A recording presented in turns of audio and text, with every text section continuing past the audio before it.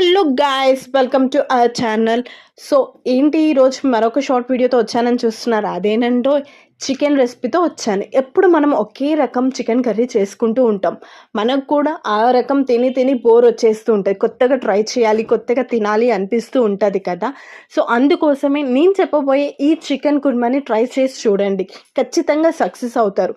Chicken చూడడానికి జ్యూసీగా, టెండర్గా, స్మూత్గా ఉంటుంది. సో ఇంతకీ ఈ రెసిపీ ఎలా చేయాలని ఆలోచిస్తున్నారా?